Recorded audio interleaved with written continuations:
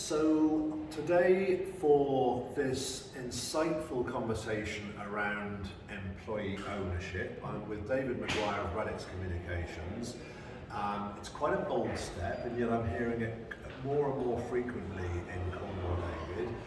Can you start off by just telling us briefly a bit about Radix's background, how you got to where you are today, and what you do, of course, Sure. and where the thinking's come to at the moment about employee ownership rather than a trade sale or a succession plan of some more traditional variety? Sure, absolutely. So Radix has been around for coming up to 15 years now.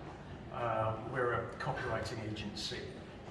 So we write marketing materials for big technology companies all around the world. So people like Microsoft, Oracle, people have clients of ours. And that relies a lot on having really, really talented people.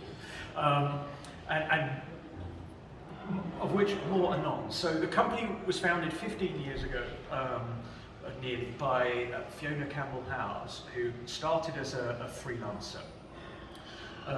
Got more work than she knew what to do with, so hired someone else, and then found herself running a copywriting agency, which she had no intention of doing. So about 3 years ago, she decided she left the company about 3 years ago, wanted to go out on her own again. And at that time, perhaps we had a management buyout, so that, fairly standard thing. And Sophie Reynolds and myself, as the other two directors, we bought Fiona into the business.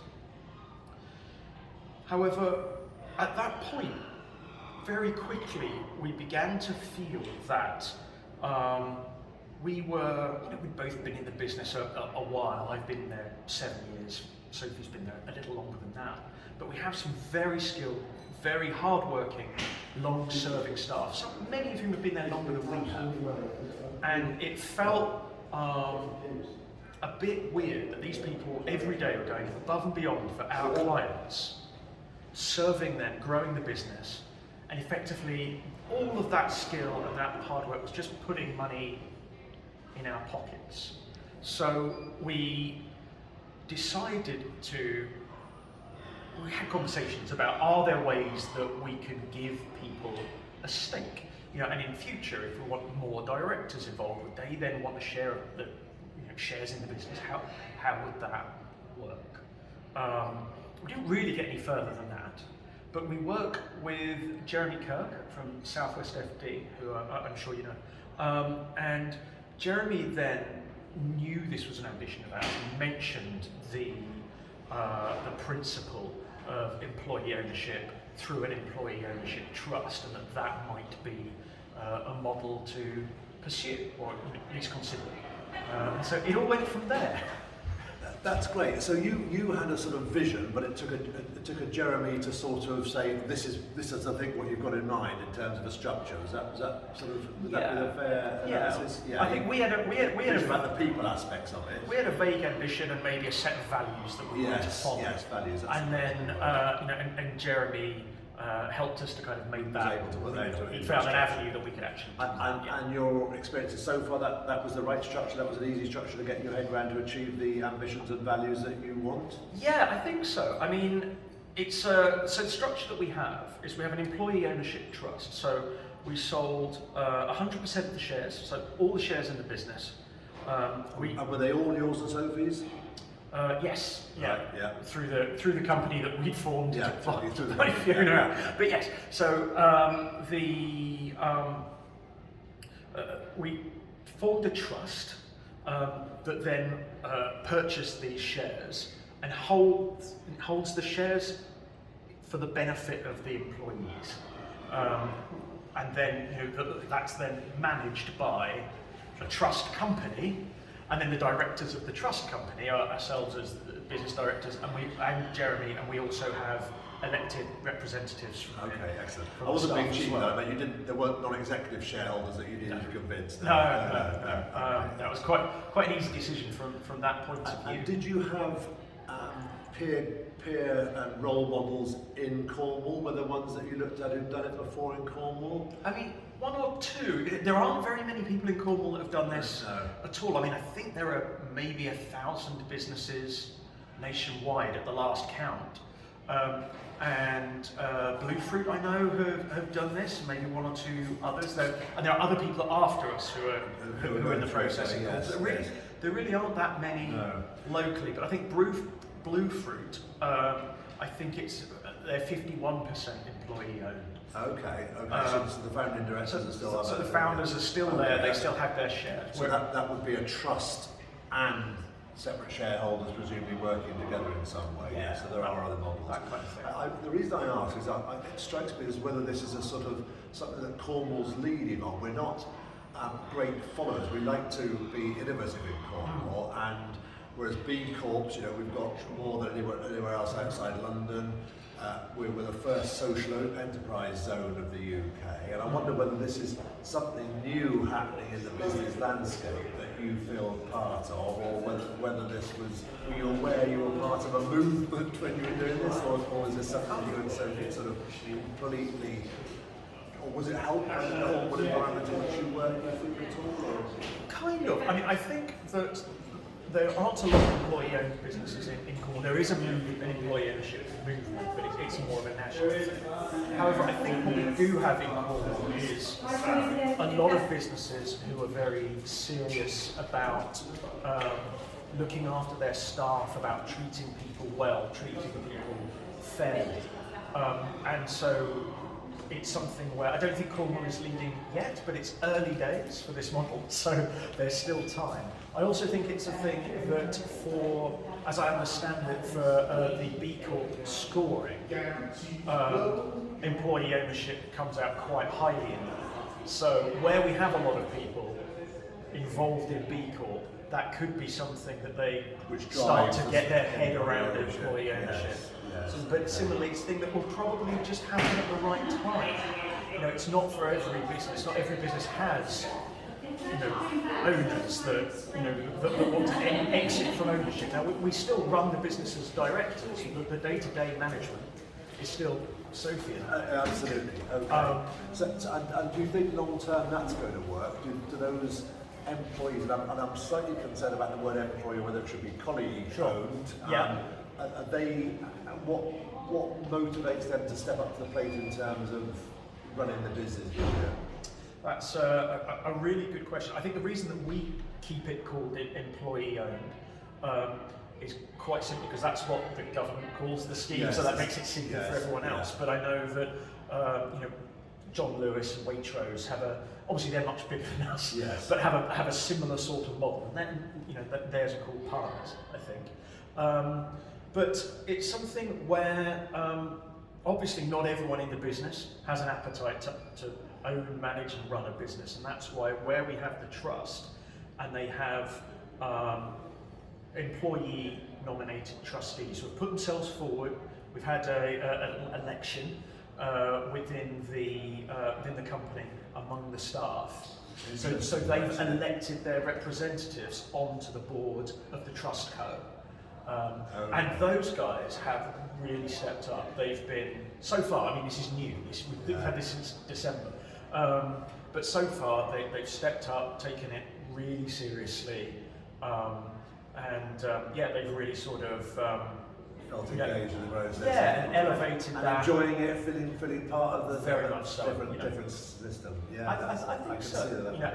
And being part of then communicating the decisions that the business makes back among the staff as well. And how much, I presume, like a business in the sort of cultural, creative sector that you are, you probably had sort of away days.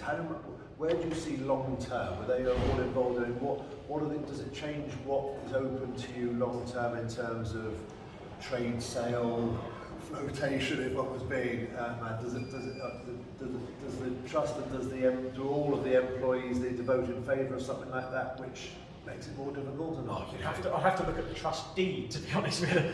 28 different legal documents for the sale of the trust deed. And so all the things that the trust can and can't do, and all the things that we as directors of the business can and can't do are are all set out in the trustee. I think it's fair to say that it is intentionally set up to make that difficult. The idea is that it will be an employee-owned business permanently. That's the intention. And so I imagine that they could, if they got a brilliant offer, I imagine that they could sell the business. Yes, yeah. And that there would probably need to be consultation on that.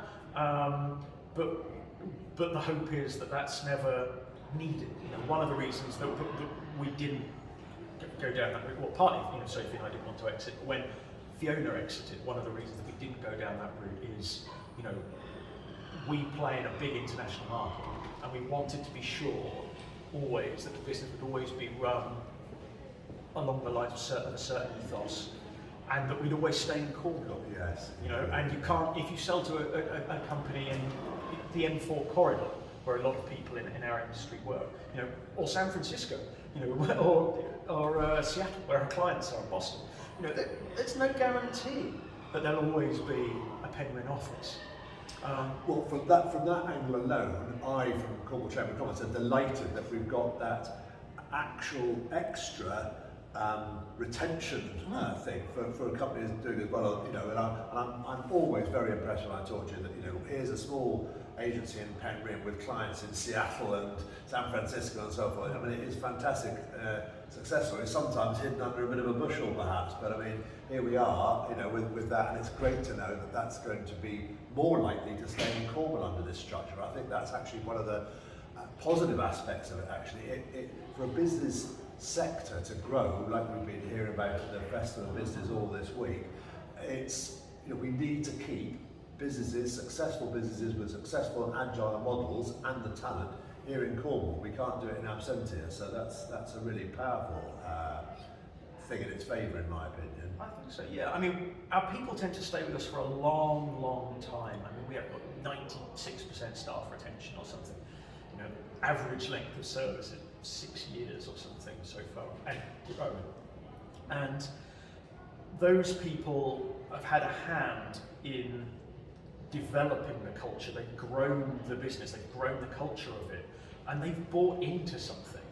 So as well as being here, we wanted, to honour the company that they have built as much as any of the directors or anybody apart from maybe Fiona. As much as any of us have had a hand in it. So we kind of wanted to be true to those things, and also to give people a really strong reason to stay. Because they get benefits of having the business run for their benefit as well. Well, for me, we've heard from David over the last 15-20 minutes a lot of positives about employee ownership. Mm-hmm. I think what I'm going to remember is you've got a really successful exporting business, even though it's services and people, it operates under the wire. You're not sort of, taking container ships of something abroad, but you're exporting, earning overseas revenue to Cornwall. And now there's a team of people who are all engaged and committed to delivering that in Cornwall, and for me that's a really positive aspect that we should take forward. David, thank you very much indeed. I think that's been absolutely fascinating, and if people picking up on this conversation would like a bit more information about employee ownership, there are firms of lawyers in Cornwall I know who are very good at this. Yes. David, I'm sure, is prepared and happy to share some of the insight and avoid some of the pitfalls that you will inevitably have found along the way in this process. And I think it's one of those sectors like social enterprise and like B Corps. As you say, there are some tangential relationship between those, but it's really beneficial to Cornwall's new future, which is not doing what the old 20th century looked like, but really taking ways in this digital era into new ways and Cornwall leading that. I see Radix Communications very much being a leader in that, David, so thank you for your time. Thank you for asking me.